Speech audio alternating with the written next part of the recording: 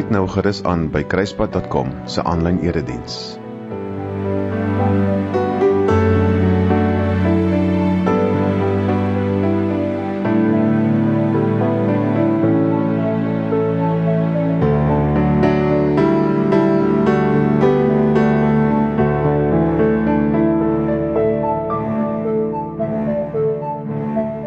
Goeiedag en baie welkom by Kruispad 24/7 se aanlyn erediens.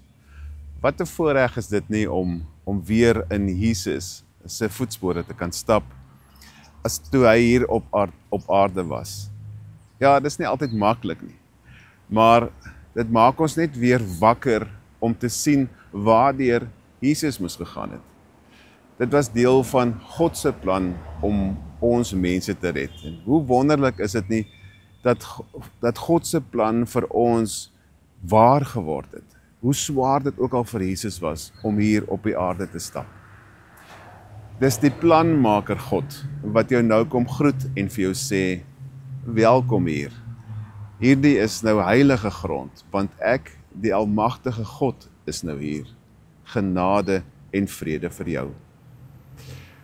Verskoning dat ek elke keer eers weer so 'n bietjie saamvat oor die pad wat ons gekom het tot hier, want ek self, alhoewel ek hierdie boodskappe skryf en alhoewel ek dit self preek, vergeet ek so gou. Daarom praat ek eintlik meer met myself as met jou.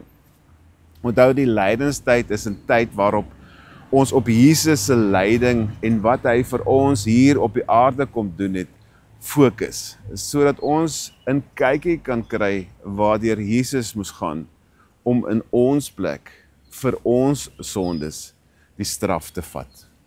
Ons het weggetrek daar in die woestyn om te sien hoe Jesus elke versoeking moes deurgaan en hoe hy die duiwel kon pos vir 'n 6, omdat hy uit God se woord sy ammunisie gekry het. Ek hoop dat jy hierdie lydenstyd al so 'n bietjie tyd gemaak het vir die woord van God in jou besige lewe. Regtig, uit ondervinding kan ek getuig dat wanneer 'n mens meer in die woord van God kuier en toelaat dat die woord jou lewe lei, dan kry 'n mens jou pad makliker hier deur die wildernis hier buite. 'n Mens neem beter besluite en jy maak minder foute. Tweedens was ons daar in die bokamer. Hier het die pennie gedrap. Hier het die realiteit van die pad wat Jesus moes loop hier op aarde, het dit grond gevat. En Jesus het geweet, daar is nie nou tyd vir omdraai nie. Jesus het geweet wie die bal ook aan die rol gaan sit en dat hy gevange gaan word. Iemand wat so lank saam met hom 'n pad gestap het. Een van sy pack. Maar Judas het ander drome gehad. Hy het geldelike drome gehad. En hy stel daar ook vir ons, Jesus stel ook daar vir ons die nagmaal in, sodat ons vandag en elke keer nog weer kan teruggaan na daai bokamer waar Jesus die nagmaal ingestel het. Die tuin van Getsemane is eintlik 'n plekkie waar 'n mens kan rustig raak en ontspan en jou batterye kan laai. Maar vir Jesus was dit daardie nag 'n moeilike een. Soveel so dat Jesus bloed gesweet het. Jesus het geweet wat voor lê en vir 'n oomblik het hy dalk gewonder of daar nie dalk 'n plan B kan wees. En terwyl Jesus daar bloed sweet, slaap sy vriende. Hulle verslaap. Maar hulle het hom ook verraai en verloon. Jesus was sy pad wat hy moes stap was alleen. Hy het geen hulp gehad nie, geen ondersteuning van sy vriende nie. Dit moes so swaar gewees het.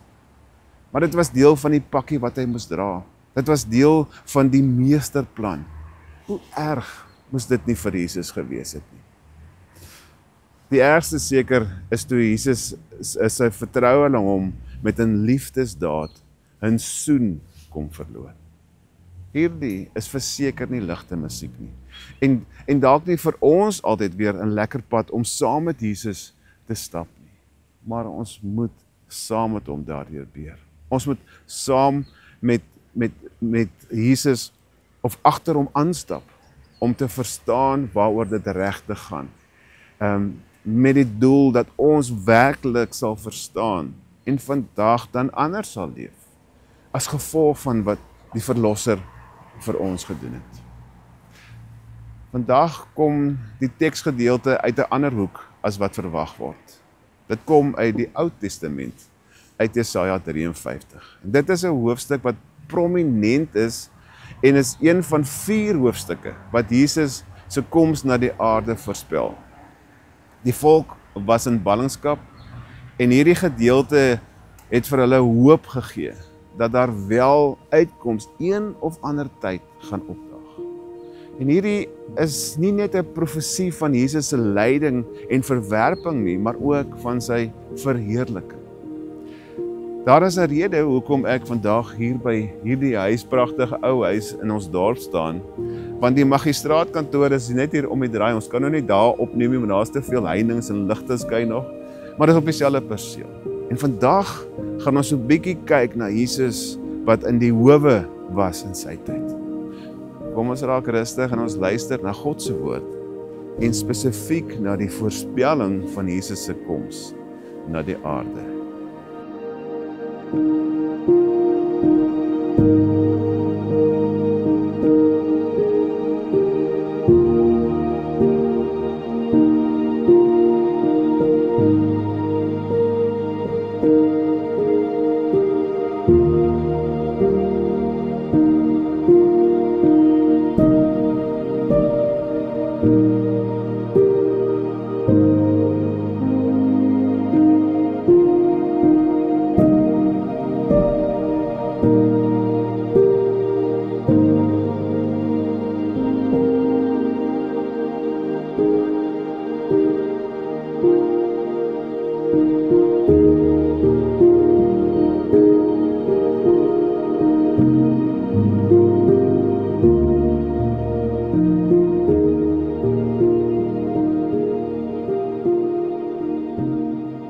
Onse Vader, Here, baie dankie dat ons vandag weer om U woord kan vergader. Dankie dat ons in Jesus se lydingsvoetspore kan loop, om te kan besef waardeur Jesus vir ons moes gaan, om te kom sterf op hierdie aarde vir ons sondes, vir die straf vir ons sondes, vir dit wat ons moes deurgaan. Dankie dat ons 'n lewe kan leef wat vry is, omdat Jesus vir ons die straf gevat het. Vra Here, kom breek vir ons die woord oop en kom wees U vir ons vandag ons leermeester. Vader, ek vra dat U die bedienaar van die woord en ons almal se sondes sal vergewe. Amen.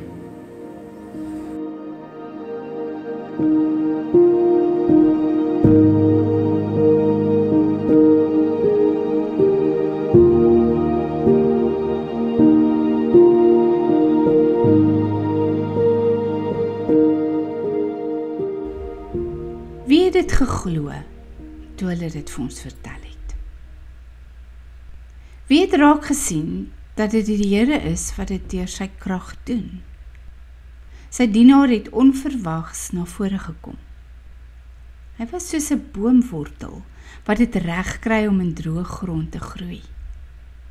Daar was niks aan hom wat hom opvallend gemaak het nie. Daar was nie iets aan sy voorkoms wat vir ons mooi was nie. Mense het die rug vir hom gedraai. Hy het swaar gekry. Hy het geweet wat lyding is. Mense het hom vermy. Ons het niks van hom gedink nie. Hy het al die siektes gehad wat ons eintlik moes gehad het. Hy het die pyn ervaar wat ons eintlik moes ervaar het. Maar ons het gedink dit is God wat hom vir sy eie oortreding straf. Hy is gewond as gevolg van ons opstand teen God. Hy is doodgemaak omdat ons sonde gedoen het. Hy moes die prys betaal wat ons lewe kon herstel. Hy is stikkend geslaan sodat ons weer gesond kon word. Ons almal was so skape wat verdwaal het.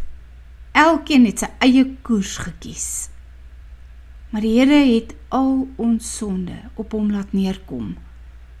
Hy is sleg behandel, tog het hy nie 'n woord gesê nie. Hy was so mak soos 'n lammetjie wat weggevat word om geslag te word. Hy was so stil, soos 'n skaap wat geskeer word. Hy's gevonnis en uit die tronk weggevat om tereggestel te word. Wie het daaroor gedink dat hy doodgemaak kan word? Dat hy ter wille van sy volk tereggestel kan word? Hy is by misdadigers begrawe.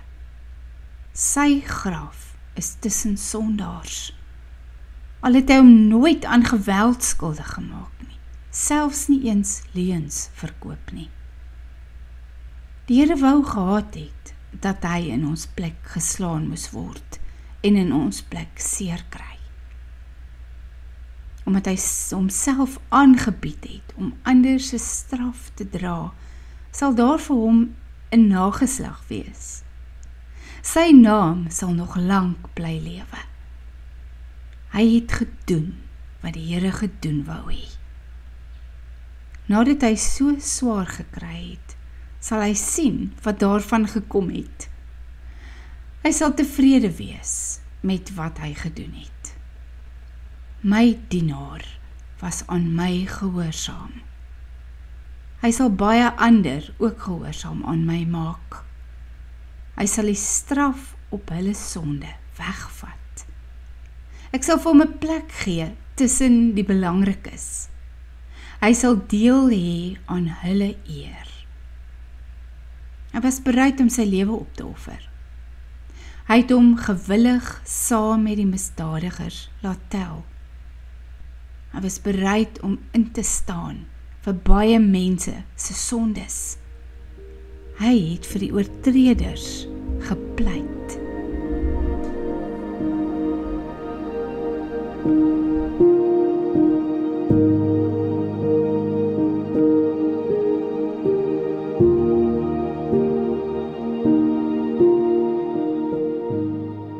Jesaja 53 is 'n voorspelling van Jesus wat op pad is. Wanneer 'n mens daarin grawe en presies verstaan, dan is dit merkwaardig om te sien hoe pinpoint, hoe perfek, hoe naby aan die werklikheid hierdie voorspelling van die verlosser wat gaan kom is. En nou vir nog merkwaardiger nuus. Hierdie voorspelling van Jesaja is 700 jaar voor dit gebeur het geskrywe. 700 jaar. So as iemand ooit weer twyfel of Jesus se koms na die aarde waar was, verwys daardie persoon maar net na Jesaja 53. Dis nie 'n hoax nie. Dis nie opgemaakte nuus nie. Jesus was werklik op die aarde. Dis nou maar waar. Jesaja 53 kan in 3 gedeeltes ingedeel word. Vers 1 tot 3 vertel vir ons van die verwerping van Jesus deur sy eie mense. Vers 4 tot 9 vertel die hele storie van die lyding. Nou hier gaan ons spring na die werklike gebeure van Jesus. Ons gaan kyk hoe hy in 4 verskillende howe tereggestaan het op al die aanklagte. Ons gaan kyk hoe die lyding wat hier in Jesaja 53 voorspel word, hoe dit 'n werklikheid raak hier in die howe. Jesaja 53 se 3 laaste verse vertel van die vrug van Jesus se werk en hoe hy verhoog is tot in die hemeltroon. Nou Jesus se eie mense, die Jode, die volk van God, het Jesus se koms gemis. Hulle het Jesus verwag met groot geskaal en aankondiging in die wêreld dat hy so gaan opdaag. Hulle het iemand grand verwag. Nie 'n gewone mens wat in 'n stal gebore gaan word nie.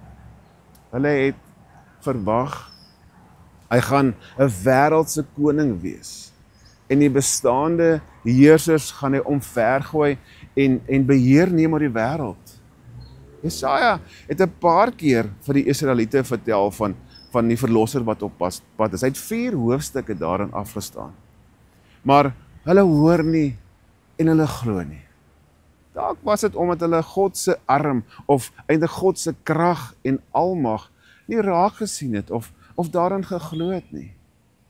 Jy sien hierdie beeld van 'n gewone teerplant en 'n wortel in die woestyn wat ons oor gelees het, verwys na 'n nederige persoon met geen besonderse voorkoms en geen koninklike krag wat sou kom. Hy sou net 'n nederige dienaar van God gewees het. Jesus was nie gereken deur sy eie mense nie. Hy was vir hulle onwaardig, nie waardig genoeg om gesien te word nie. In vers 3 word daar voorspel dat mense hulle rug op hom sou draai. Hulle sou hulle gesigte van hom af wegdraai, uit minagting, uit afskuw uit. Eintlik in plaas van om eer, sou hulle hom spot, soos die Fariseërs en die Sadduseërs en die Romeine en die Jode en die kerkmense gedoen het. Ons weet dit het gebeur en hier voorspel hy dit vir ons. God het vir Jesus gestuur om ons sondelas te kom dra. Die ortodokse Jode het hierdie bus gemis en glo nie dat Jesus die een is wat God gestuur het om vir ons 'n verlosser te wees nie.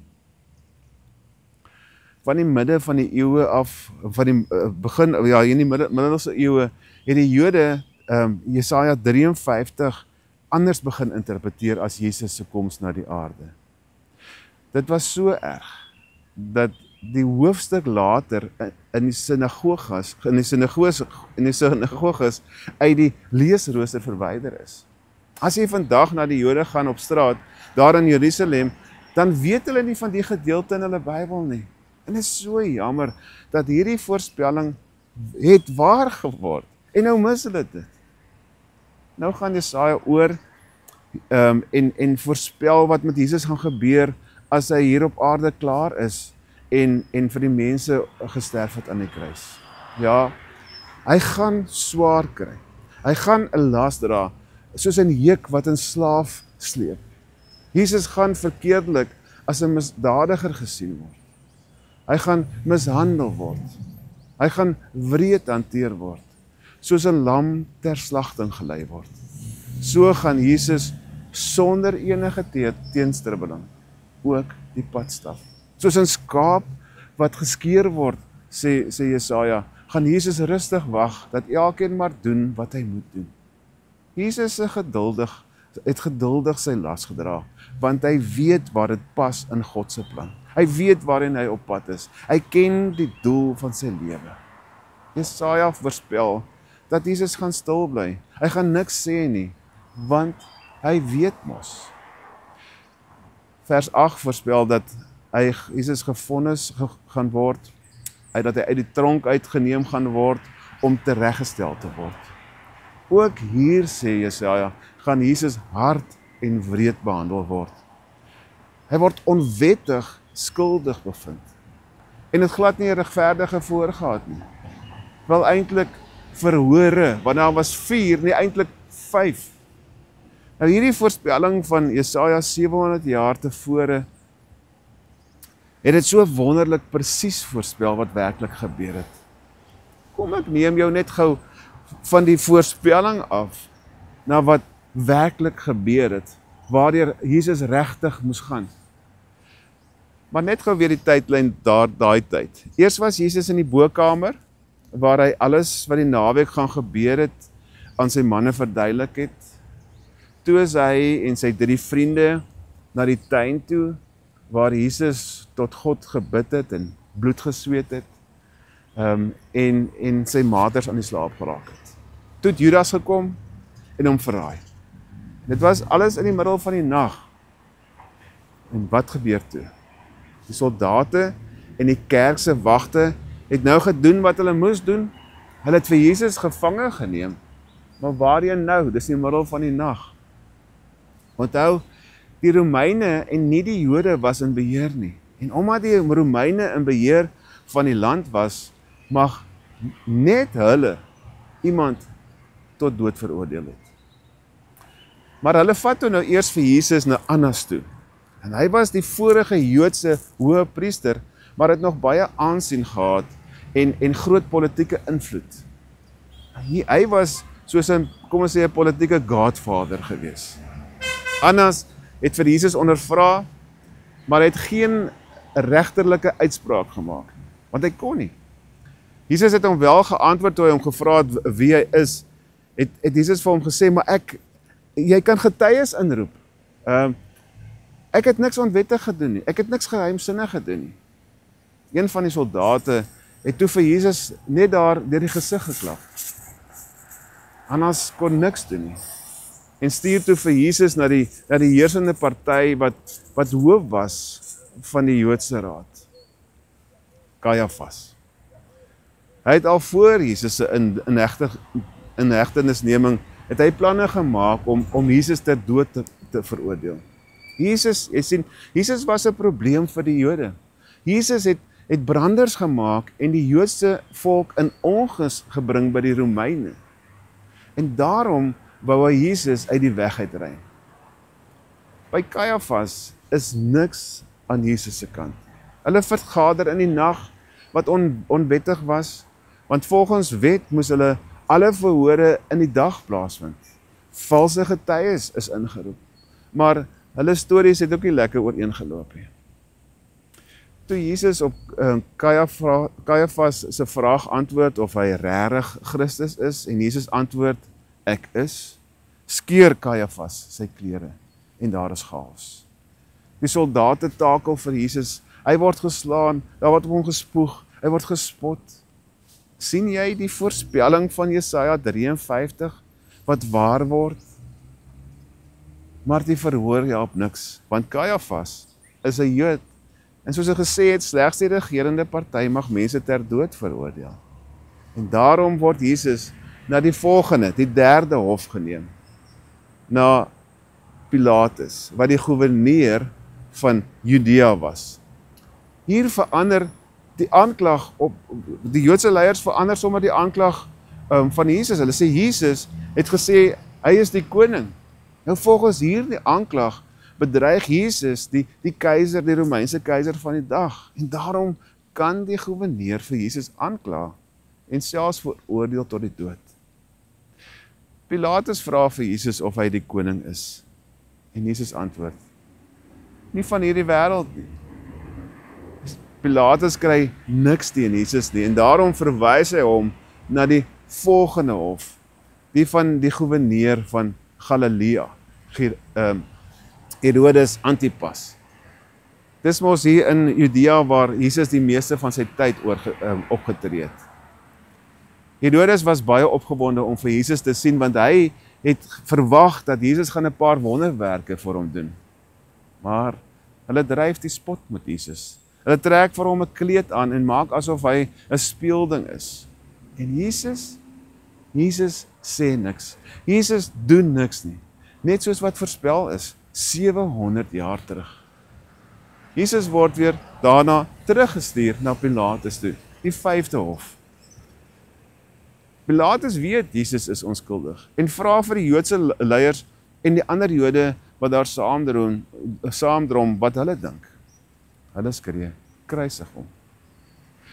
Pilatus beraam 'n goeie plan, want hy weet dat Jesus onskuldig is, en hy sê vir die skare dat hulle moet kies tussen Barabbas en Jesus. Die mense sal tog nie 'n onskuldige iemand kies teenoor 'n boosdoener nie. Skare kies toe die bose man teen Jesus. Onregverdige verhoor, soos voorspel in Jesaja 53. Eers die boorkamer, toe die tuin waar Jesus gevange geneem is, en toe 5 onregverdige verhore. Jesus veg egter nie hierteen nie, want hy weet wat voor lê. Hy weet wat sy Vader se wil is. Hy weet wat hy daar moet deurgaan. Daar is nie 'n ander pad nie. Daar is nie 'n plan B nie. Maar Jesus het nie gekla nie. Hy het stil gebly. En dit wys nie swakheid nie, maar juist daarop dat sy krag lê in stilte. Dit is 'n teken van 'n goddelike krag. En wat nou? vra jy seker. Wat beteken Jesaja 53, die 5 howe, wat beteken dit vir my? Eerstens, God se plan is perfek. Jesaja 53 is 700 jaar voor Jesus se dood geskryf en is presies so vervul. Dit kom sit 'n stempel op die waarheid. Dit kom sê dat Jesus werklik die seun van God is. Dit kom sê vir ons dat hy regtig hier was en verlosser was. Die plan wat gebore is uit liefde wat God vir die mensdom het waar geword deur Jesus se koms na die aarde. God se planne word altyd waar. God se beloftes word altyd waar. Ons kan maar weer die beloftes wat God vir ons ook gee gaan oplees in God se woord, want God sal dit ook in ons lewe kom waarmaak. Selfs wanneer dit lyk of dit chaos is daar buite en sy verlossingsplan vir my lewe nie werk nie, gebeur God se plan presies nog soos dit voorspel word. Selfs al word ons onregverdig behandel, selfs al steek die wêreld stokkies voor ons in die pad, sal God nog steeds toesien dat sy plan ook in ons lewe waar word. Ja, selfs al steek ons self 'n stok in die wiel, sal God nie toelaat dat sy plan in die wiele gery word. 2. Jesus het swaar gelei sodat ons vry kan wees. Jesus is onskuldige vonnis, sodat ons wat skuldig is, vry kan wees. Kan ek dit weer sê? Jesus is onskuldige vonnis, sodat ons wat skuldig is, vry kan wees. Hy het nie sy onskuld verdedig nie. Hy het sy straf aanvaar om te sterf ter betaling van ons sondes. So wanneer ons swaar kry, is God nie ver weg nie. God verstaan. Jesus verstaan omdat hy self daardeur was. Hy ken van pyn en hy ken van lyding. Hy ken van spot en vernedering. Hy ken van onregverdig behandel word. Wanneer jy dalk pyn het, of ly, of gespot, of verneder word, of onregverdig behandel word, kan jy na Jesus toe gaan. Hy ken dit. Hy praat die taal. Hy het dit aan sy eie lyf ervaar. 3. Jesus het stil gebly. Hy het nie verdedig nie, maar stil gebly. En so jy sy goddelike krag bewys. Sy krag was in sy oorgawe aan God. Jesus het homself nie verdedig nie, want hy het God se plan geken en geweet wat hy moet doen en wat hy nie moet doen om binne God se plan op te tree nie. Jy sien, ware krag lê soms in stilte en net vertroue op God. Kan ek dit weer sê? Ware krag lê soms net in stil wees en vertrou op God. Baie keer wil ons onsself uit die hoek uitpraat. Ons wil verdedig. Ons wil wys op die onregte en eintlik het ons die volste reg om op te staan vir ons saak. Maar soms wil God hê dat ons net stil bly en vertrou op hom. Ek weet, dis nie maklik nie. Maar soms is dit die regte ding om te doen. Partykeer moet ons geld sit waar ons mond is en glo dat God vir ons sal opdag. En ons sal help om uit die moeilikheid uit te kom. 4. Die wêreld kies anders. Die wêreld kies nie noodwendig vir die regte persoon nie, maar eerder soos hulle dink en in hulle proses kies hulle die verkeerde persoon. En nou moet ons nie daardoor gaan soek nie. Soms kies ons ook verkeerd. Hoeveel keer het ons nie al dinge van die wêreld gekies bo Jesus se dinge nie? Hoeveel keer het ons nie al dinge gekies wat vir ons van waarde is, en ons waarde bring nie, maar in die proses het ons teen Jesus gekies. En dit is wat ons ook moet leer uit hierdie gedeelte uit, is dat ons baie keer verkeerd kies, en dan ook soos die wêreld kies, en ons moet op ons hoede wees daarvoor. Laastens, ek wil anders. As ek die profesie van Jesus se koms hoor, en ek sien hoe dit stukkie vir stukkie in die waarheid oopgebreek het, waar geword het, en wat Jesus vir my gedoen het, dan wil ek anders. Ek kies weer om Jesus te lewe, selfs al kos dit vir my iets. Jesus se genade is nie goedkoop nie. En daarom gaan ek nie daarmee mors nie. Ek gaan probeer om sy voetspore te volg. En soos hy hier op aarde te leef. Ek vertrou God se plan, ook vir my lewe, al is die dinge onregverdig of die mekaar, weet ek dat hy die beste weet en my sal lei op die pad. En omdat Jesus se leiding vir my vryheid gee, kan ek nie anders as om dankbaar te wees in die wêreld nie. Ek gaan my lewe so verander, dat ander kan sien en ervaar dat Jesus vir my gelei het, en dat hy opgestaan het, en daarom is ek vry. Ek wil so lewe, dat ek ander vry maak in die wêreld. Jesaja het pinpoint voorspel. Jesus moes ly. Hy moes in die howe soos 'n misdadiger gaan ly. Vir my en vir jou. Sodat ek vandag weet, God se planne is perfek, ook vir my. Jesus het gelei en verstaan wanneer ons ly. Jesus het stil gebly en ja, soms moet ons ook stil bly en by God wees. Ons moet weet ons kies soms teen die Here en ons moet pas op daarvoor. Daarom kan ek nie anders en wil ek doen soos God wil hê ek moet leef in hierdie wêreld. Kom ons luister weer na die voorspelling van Jesaja 53. In the shadow of the ages, prophecy unfolds. A man of sorrows, acquainted with our woe, despised and rejected, he bore the weight of shame. Yet through his wounds the world was changed. Behold the Lamb who takes away the sins. Bruised and broken, for us he stood condemned.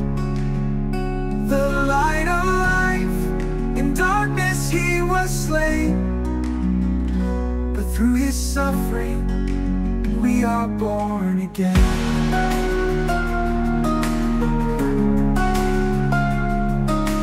Pierced for our transgressions, crushed for our iniquities. The punishment that brought us peace was laid upon his feet. Like a sheep before the slaughter, he spoke not a word. Yet through his silence truth was heard. Behold the Lamb who takes away the sins. Bruised and broken, for us he stood condemned. The light of life, in darkness he was slain. But through his suffering, we are born again. By his stripes we are healed. By his wounds love revealed.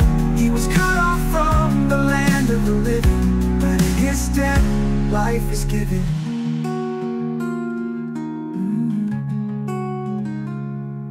Yet the grave could not hold him. The stone was rolled away. He rose in power, the dawn of a new day. Exalted now forever, the servant crowned as king. Through his resurrection, hope begins to sing. Behold the Lamb who takes away the sins. And broken, for us he stood condemned. The light of life, in darkness he was slain. He was slain. Through his suffering we are born again. By his stripes we are healed. Are healed. Are healed. By his wounds love revealed. Love revealed. He was cut off from the land of the living, but in his death life is given.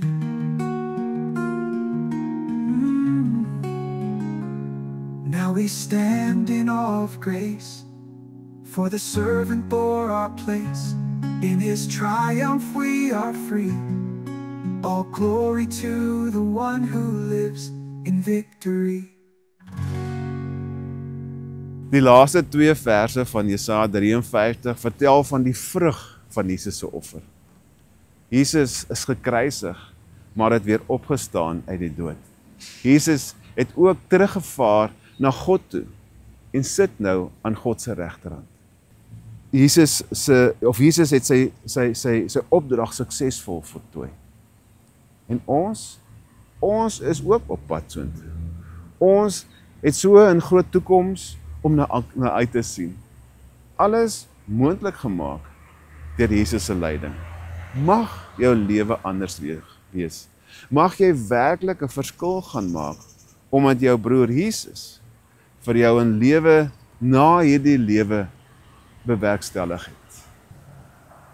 Mag die genade van God en die liefde van Jesus en die nabyheid van die Gees oral by jou wees, waar jy 'n nuwe lewe van 'n opgestane Jesus in die lewe gaan leef. Amen.